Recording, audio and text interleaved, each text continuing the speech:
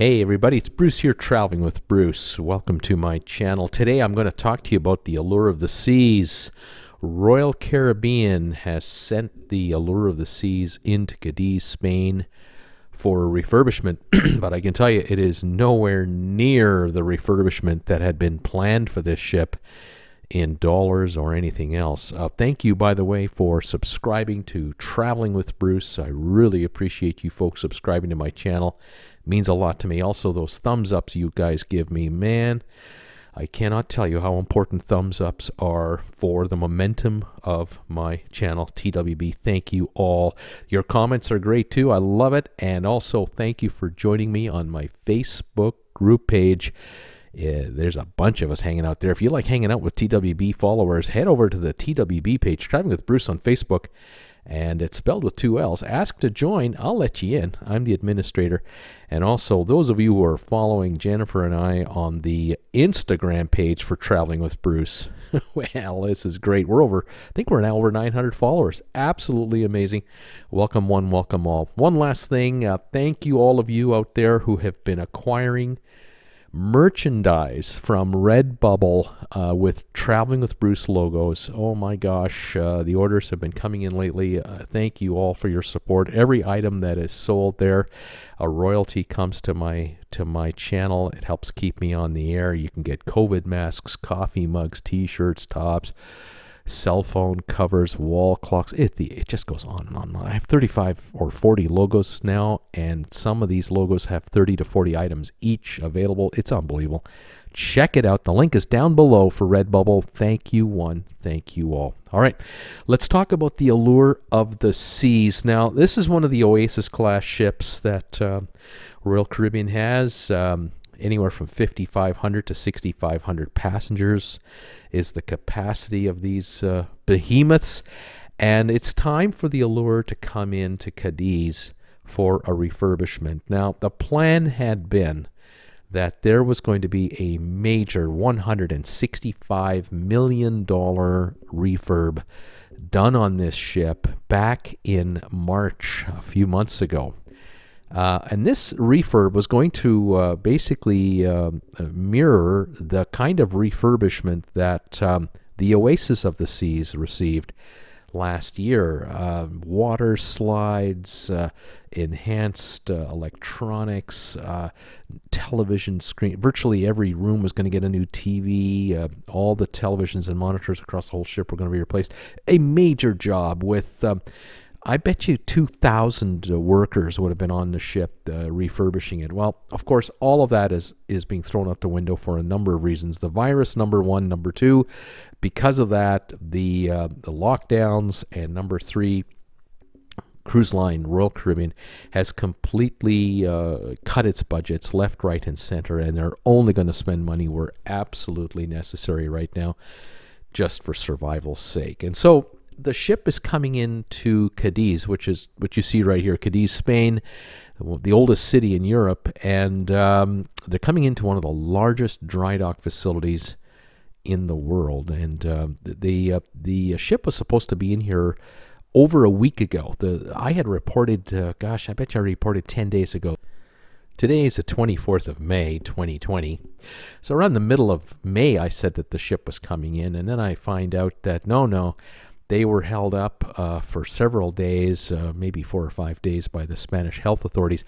There was a miscommunication problem regarding exactly how many crew members are on this ship.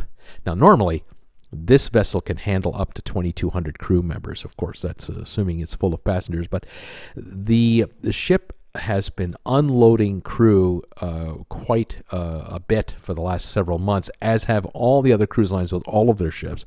And in the case of the Allure, it's now down to 301 crew members. That's all there are on board the ship now, only 301. Now, the Spanish authorities said, all right, you can come on in. And so on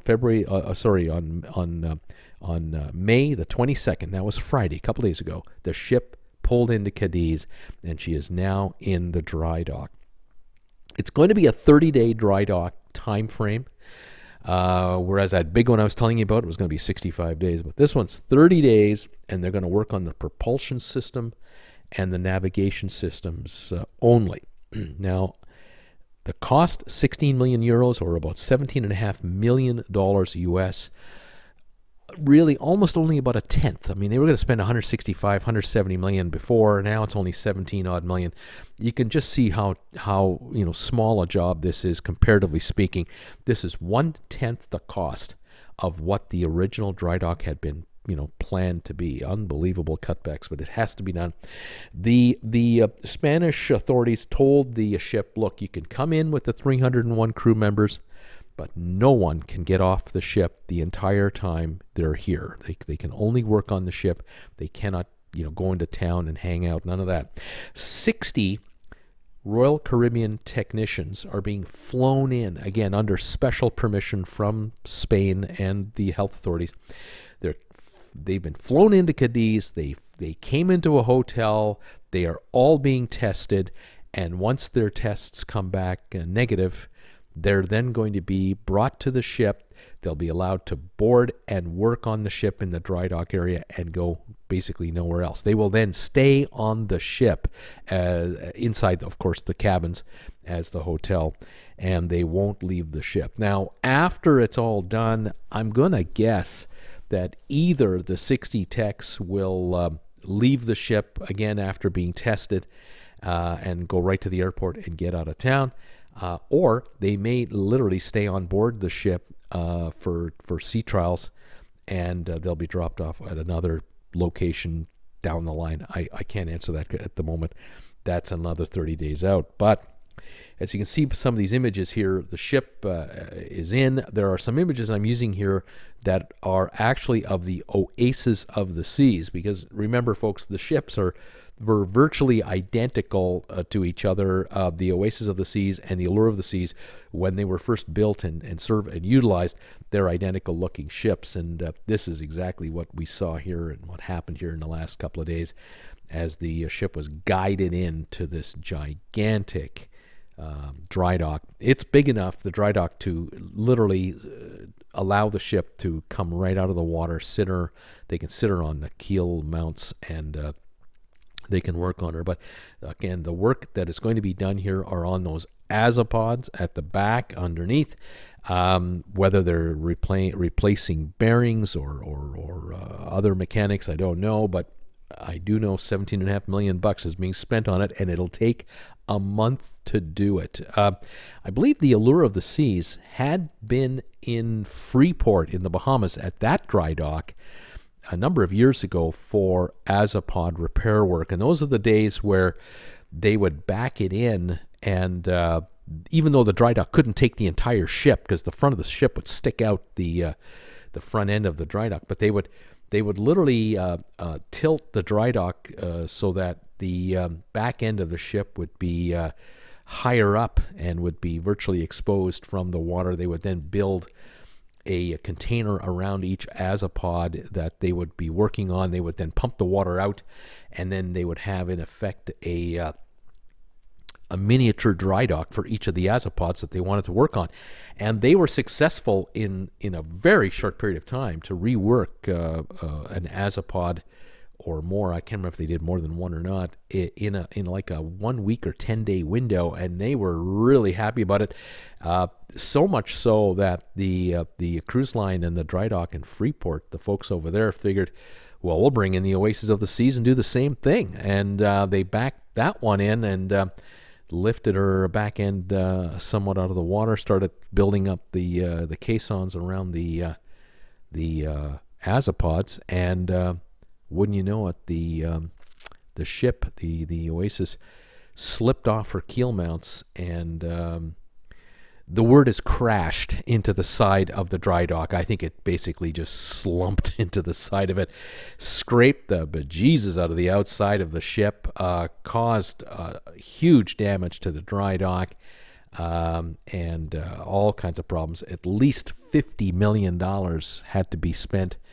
By the time it was all said and done, they had to get the Oasis of the Seas over to Cadiz, Spain, after they got it out of the dry dock, refloated it, checked it for seaworthiness, took it to Cadiz, and then they did a quick $50 million repair job on the ship, the azipods, on the damage to the side of the ship. A crane crashed over the back of the ship. On and on the story went, and the Oasis really had a tough time. But within 3 or 6 months of that time frame, the Oasis then entered Cadiz for her regular scheduled $165 million refurb, which went perfectly. Again, because this dry dock here is so huge that the ship can float in, and they close the back end of the dry dock behind the ship, drain the dry dock of water, and the ship is sitting on keel mounts the entire length, and there isn't a drop of water touching the bottom of the ship while they are working on her. And when done, they just reflood the dry dock. Ship floats out and good to go. So there won't be, I don't think, any accidents here this time around, not for the Allure of the Seas in Cadiz, but it isn't going to be the big dry dock that had been planned earlier. That will be postponed until a future date. It will happen at some point in time, and I'm pretty sure that all of the monitors, the wiring, the speaker systems, the water slides, the pumps, the filtration systems, everything to do with this massive $165 million refurbishment, all those parts, all those pieces are manufactured, ready to go. They're all in storage, likely in the Cadiz, in the Spain area, let's say, in warehouses. And it'll stay there until the budget allows and timing allows for the ship to re-enter dry dock in the future for that major redo. But we'll keep an eye on it. In the meantime, that is the story for the Allure of the Seas. She's now in dry dock in Cadiz for 30 days. Azipod and navigation work being done. 60 workers coming in, plus the 301 there. We'll keep an eye on things and let you know when it's all done. In the meantime, thank you for joining me today. Watch me live tomorrow, Monday night, 7 o'clock for sponsor members for the Sponsor Member Hangout Show, 7 o'clock Eastern Time. And at 8 o'clock tomorrow night, the big show on Traveling with Bruce. We talk all about cruise ships. Take your questions live, and I welcome you to join me. Thank you for watching today, and have a good one. Stay warm, stay safe, stay healthy. And we'll talk to you later. Bye for now.